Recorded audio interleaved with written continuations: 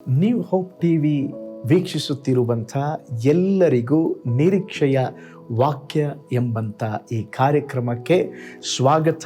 ಈ ದಿನದಲ್ಲಿ ತಮ್ಮೆಲ್ಲರನ್ನ ನೋಡುವುದರಲ್ಲಿ ಸಂತೋಷವುಳ್ಳವನಾಗಿದ್ದೇನೆ. ಶಾಲೋಮ್, ನಿಮಗೆ ಸಮಾಧಾನವಾಗಲಿ. ಈ ದಿನ ದೇವರ ವಾಕ್ಯದ ಧ್ಯಾನಕ್ಕಾಗಿರುವಂಥ ವಿಷಯ, ಕರ್ತನನ್ನ ಹುಡುಕುವವರಿಗೆ ಕೊರತೆಯಿಲ್ಲ.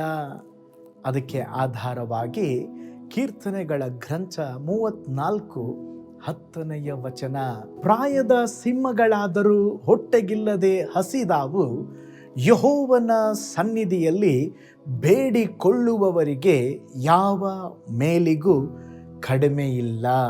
ಸಿಂಹವನ್ನ ಕಾಡಿನ ರಾಜ ಎಂಬುದಾಗಿ ಕರೆಯುತ್ತಾರೆ. ಅದು ಬಲಶಾಲಿಯಾದಂಥ ಪ್ರಾಣಿ, ತನ್ನ ಮರಿಗಳನ್ನು ಕಾಪಾಡುತ್ತದೆ, ಬೇಟೆಯಾಡಿ ಆಹಾರ ತಂದು ತನ್ನ ಮಕ್ಕಳನ್ನು ಪೋಷಿಸ್ತದೆ. ಆದರೆ ವಾಕ್ಯ ಹೇಳುತ್ತದೆ, ಪ್ರಾಯದ ಸಿಂಹಗಳಾದರೂ, ಅದು ಹಸಿವೆಯಿಂದ ಅಷ್ಟು ಸಾಧಾರಣವಾಗಿ ಇರೋದಿಲ್ಲ. ಆದರೆ ವಾಕ್ಯ ಹೇಳುತ್ತದೆ, ಪ್ರಾಯದ ಸಿಂಹಗಳಾದರೂ ಒಂದು ವೇಳೆ ಹೊಟ್ಟೆಗಿಲ್ಲದೆ ಹಸಿದಾವು, ಆದರೆ ದೇವರ ಸಮ್ಮುಖದಲ್ಲಿ ಯಾರು ಬೇಡಿಕೊಳ್ಳುತ್ತಾರೋ ಅವರಿಗೆ ಯಾವ ಮೇಲಿಗೂ ಕಡಿಮೆಯಾಗುವುದಿಲ್ಲ. ನಮ್ಮನ್ನ ಸೃಷ್ಟಿಸಿದ ದೇವರಿಗೆ ನಮ್ಮ ಅಗತ್ಯತೆಗಳು ತಿಳಿದದೆ. ಕಾಡಿನ ಪ್ರಾಣಿಗಳನ್ನ ಪೋಷಿಸುವ ದೇವರು ನಿಮ್ಮ ಮಕ್ಕಳನ್ನು ಸಹ ಮರೆಯದೆ ಅವರು ಪೋಷಿಸುವರು. ಆಕಾಶದ ಪಕ್ಷಿಗಳಿಗೆ ಆಹಾರ ಕೊಡುವ ದೇವರು ತನ್ನನ್ನ ಹುಡುಕುವವರನ್ನ ಕೈ ಬಿಡುವುದಿಲ್ಲ. ಅದರ ಅರ್ಥ ಏನು? ದೇವರನ್ನ ಹುಡುಕುವವರಿಗೆ ಯಾವ ಸಮಸ್ಯೆನೂ ಬರುವುದಿಲ್ವ ಪಾಸ್ಟರ್? ಹಂಗಲ್ಲ ರೀ. ಸಮಸ್ಯೆಗಳು ಬರಬಹುದು, ಕೊರತೆಗಳು ಬರಬಹುದು, ಆದರೆ ಅದರ ಮಧ್ಯದಲ್ಲಿ ದೇವರು ನಮ್ಮನ್ನು ಅದ್ಭುತವಾಗಿ ನಮ್ಮ ಜೀವನಕ್ಕೆ ಬೇಕಾದ ಎಲ್ಲವನ್ನ ಒದಗಿಸುತ್ತಾರೆ. ದೇವರು ನಿಮ್ಮ ಆದಾಯವನ್ನು ಆಶೀರ್ವದಿಸುತ್ತಾರೆ.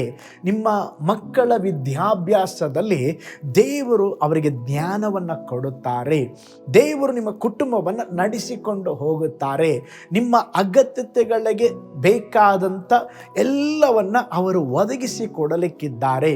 ಆದರೆ ಒಂದು ಕಂಡೀಷನ್ ಇದೆ ರೀ. ಏನು? ನಾವು ಕರ್ತನನ್ನು ಹುಡುಕುವವರಿಗೆ, ಎಲ್ಲರಿಗೆ ಅಲ್ಲ ರೀ, ಚರ್ಚಿಗೆ ಬರೋರಿಗೆಲ್ಲ. ನಾನು ಕ್ರೈಸ್ತನೆಂಬುದಾಗಿ ಹೆಸರು ಇರೋದನಿಗೆ ಮೇಲಿಗೆ ಕೊರತೆ ಇಲ್ಲ ಎಂಬುದಾಗಿ ದೇವರು ಹೇಳಿಲ್ಲ. ದೇವರು ಹೇಳ್ತಾ ಇದ್ದಾರೆ, ಕರ್ತನನ್ನು ಹುಡುಕುವವರಿಗೆ ಯಾವ ಮೇಲಿಗೂ ಕಡಿಮೆ ಇಲ್ಲ.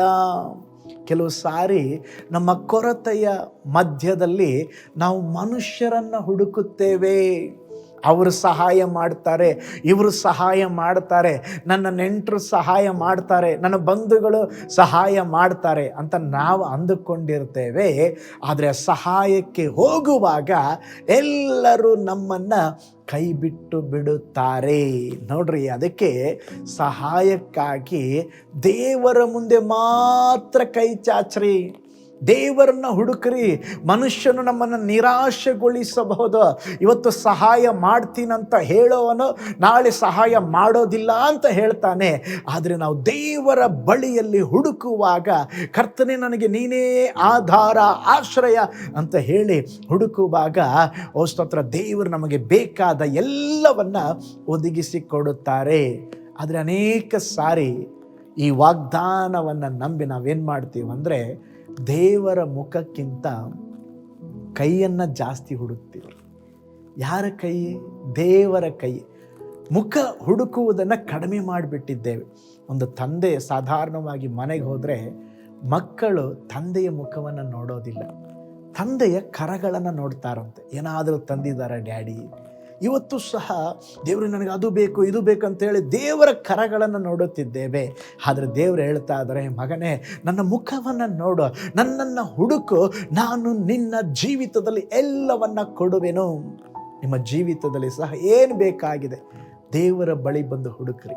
ಒಂದು ಕೆಲಸವಾಗಿರ್ಬೋದು, ಸಾಲದ ಒಂದು ಸ್ತೋತ್ರ ಚಿಂತೆ ಇರಬಹುದು, ಒಂದು ಸ್ವಸ್ಥತೆ ಬೇಕಾಗಿದೆಯಾ, ಒಂದು ಬಾಗಿಲು ನಿಮ್ಮ ಜೀವಿತದಲ್ಲಿ ತೆರಿಬೇಕಾ, ದೇವರ ಮುಖ ಹುಡುಕಿ, ಸ್ವಾಮಿ ನನ್ನ ಜೀವಿತದಲ್ಲಿ ಒಂದು ಅದ್ಭುತವನ್ನು ಮಾಡ್ರಿ ಎಂಬುದಾಗಿ ಹೇಳ್ರಿ. ದೇವರು ನಿಮ್ಮ ಜೀವಿತದಲ್ಲಿ ಅದ್ಭುತವನ್ನು ಮಾಡ್ತಾರೆ.